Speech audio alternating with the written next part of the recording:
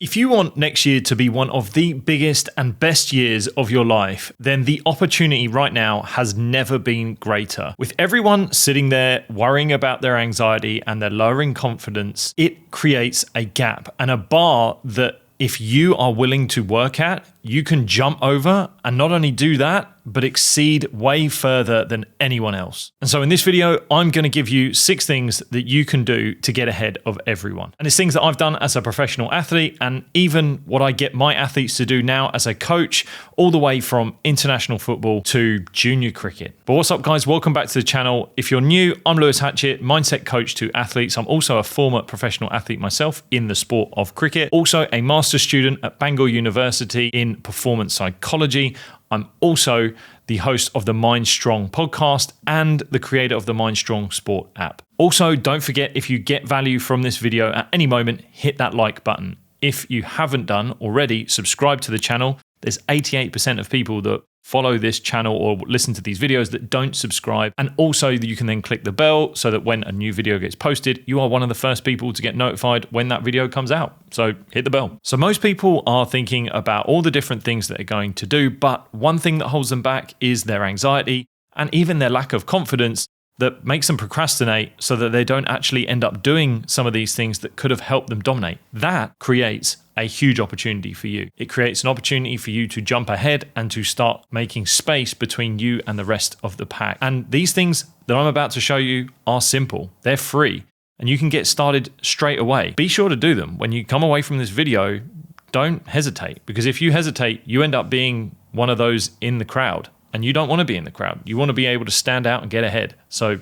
make sure you commit to yourself to take some of these, if not all of them, and start doing them. All right, number 1, and this is definitely a more mindset shift that you can do. Less tangible, but it's how you think. And it's to become competitive. Now, I know what you might be thinking is you don't want to be a competitor all the time, and that is totally right. You don't want to just constantly be trying to belittle everyone, but you do want to have some form of competition. And it's essentially just making sure you have healthy competition and not unhealthy competition. And the way I see this is there's nothing wrong with being competitive in what you're doing, trying to win in the moment. But if it slips into trying to just dominate and be bigger and better than everyone else, then that's where it starts to become a problem. So you'll see healthy competition as this sense of what could be described as a horizontal relationship, which comes from the book, The Courage to Be Disliked. Essentially, creating a horizontal relationship is where you start to see everyone as equals and they're valued the same. But competition in that space is just actually the excitement and the fun of just going out there, trying your best and seeing if you can achieve. Like with all competition, you're not guaranteed to win all the time. No sport or game that you play, you're guaranteed to get a win. And that's why if you have unhealthy competition, where you're constantly trying to assert a vertical relationship, which is a relationship where you are either superior or inferior to other people, you'll either feel this sense of shame, guilt, and inferiority when you're below someone, or superiority, and you want to assert some form of dominance over them. And neither of those are healthy because you're not guaranteed to have success in your competition. And so when you don't have success, when you're being competitive, you'll start to feel inferior. And that'll just create resentment and anger and frustration. But also, if you are seeing yourself as superior and you have success in your competition, then you might get complacent, you might ease off, and you might start to think you're better than other people. And that's not a place you want to be either. So try to see yourself as on the same playing field as other people, but have a competitive spirit and a competitive mindset to potentially get better in yourself, to be better than you were yesterday. And that's essentially an inner competition that you have.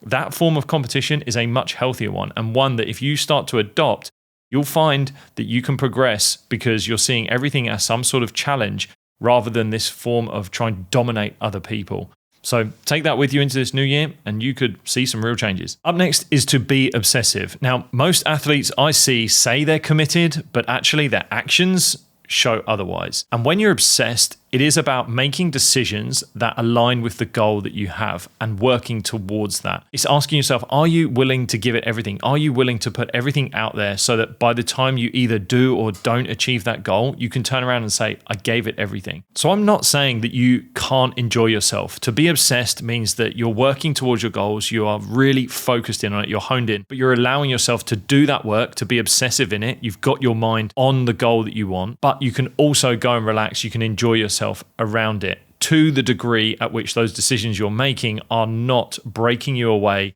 or moving you further away from that goal. So it's about having a balance when you're obsessed. Up next is ask questions. I see so many people falling short of this. And this is easy to fall into when we live in a world where there's information everywhere. There's people giving you information and you're taking it in. It's easy to start to think that you need to be someone that has all the answers, and maybe you don't want to be seen as not knowing the answer. That then rids you of an opportunity of asking questions. When you can ask questions, whether it's to coaches, to other teammates, whether it's to friends, maybe even family, you rid yourself of the learning experience that by asking that question opens up for you. And especially if you're in a place where you don't actually know what you should be doing, or you're not sure about the direction you should be going, and maybe if you're doing things right, that's where asking questions brings clarity. It brings an understanding of the path that you can put in front of you.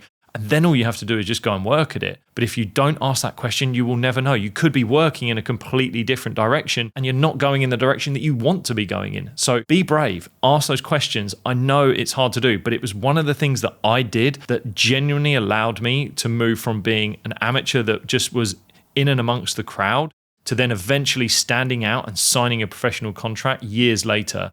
If I hadn't have asked those questions, I wouldn't have gone on the journey I went on. And I wouldn't have made the decisions because I knew the path I needed to go on after I asked those questions. So ask questions. Up next is a big one, and not necessarily the easiest one, but is to begin embracing failure. And I don't mean just embracing failure as in you really just try to stumble into failure. It's just about being brave enough to embrace the fact that when you have a failure or you face a rejection, that you can reframe it into a learning experience. If you want to grow, if you want to get better, you are going to have to fail. You are going to have to stumble and fall. And if you don't do that, you will rid yourself of the potential growth that you can have. If you never failed, if you never got rejected, and you just seamlessly walked on as you went about things, you may not be the best you possibly could be, because you haven't been challenged. You may be in an environment where you're not actually challenging yourself at all and you're not at your full capacity and full potential, or you're waiting for an opportunity and a challenge that eventually arises and you don't have the skill set to be able to deal with it yet. And you only gain those when you embrace failure or you learn from failure. It's not that it makes failure much more enjoyable or rejection enjoyable. Those still suck. The emotions really do suck. But you get to do something about it when you're able to embrace it and see it as an opportunity rather than a threat. So start embracing failure, because if you can do that, you unlock a huge amount of possibilities. And there's a simple framework that you can use to do that. Ultimately, when you're faced with whatever failure or setback you might have, you just ask yourself, can I control this? And if the answer is yes, then great, take action. If the answer is no, then you ask yourself this second question, can I accept it? And if you can't accept it, you will suffer. You will just go over and over and you will suffer. But if you can then accept it, you can move on from it, and then you can go back towards action and things that you can control. That's a simple framework that will allow you to start to begin embracing failure and seeing that growth that you can come from it. Up next, this is about building a system. This comes from essentially James Clear's book, Atomic Habits, which is all good habits are not born out of just motivation. They come from great systems. You want to be able to build a system that moves you to action and moves you to discipline, rather than just hoping that the motivation and everything will happen. So take a look at your schedule. Is it built the way you want it? Build the schedule and build the system that you want. Build something that you want to be proud of, the way that you can get things done rather than just hoping that they can get done. And you also want to make it easy. You want to make a system so it's so simple to follow that you could do it where you're really low on energy, because it'll be those days where it will challenge you. So don't make your system complicated, make it very simple. It could be something about your physical routine. It could be your mental training that you're doing. And if you want to make your mental training really easy, then be sure to try out the Mind Strong Sport app. It is the mental gym that will allow you to develop a stronger mind both on and off the field. You can download it via the iOS and Android stores via the link in the description of this video to get started right away today. And so building that system then becomes something that's really, really frictionless, and you're just able to step into it and you can do it day by day, week by week. And eventually that system helps you build out the skills, the mindset, the physical body that you want to go and take on that year. And finally, the last one is to find a mentor. I think this is something that I wish I'd done earlier. When you're finding a mentor, you're essentially looking for someone that has either been through what you've been through or has gone through what you want to go through. These sorts of people are those that you can bounce ideas off. They're the ones that you can go to for advice. You can start to learn new things, different insights, and essentially see someone as they are invested in your progress. But there are multiple different ways in which you can find a mentor, and famous podcaster and entrepreneur Tim Ferriss recommends a range of different ways in which you can find a mentor. You might find that you can't physically have a mentor that you can spend time with. And I've had mentors in the past that have never really realized they were my mentors because I watched them from afar, which isn't creepy, I promise. But I was watching them and seeing what they were doing, and I would follow them. And whether you've got social media, you can follow what people you want to be like are doing and look up to them, and you can learn from them that way. So they're not physically in your space. But there are other mentors that you can have, whether it's coaches or people that have guided you at certain stages that you have physically had relationships with.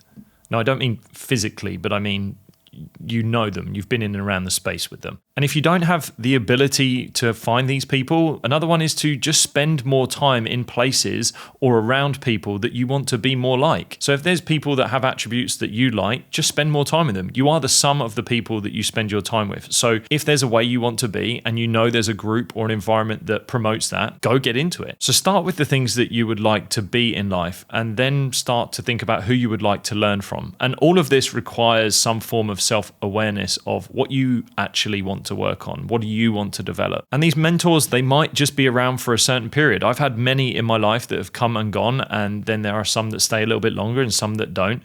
And you don't just go up and ask them, because otherwise it does become a bit too transactional. You need to find out what would make them invested. What are they getting out of the relationship as well? And you can finally have mentors that hold you accountable through paid relationships. So coaching, essentially, it's what I do with my athletes.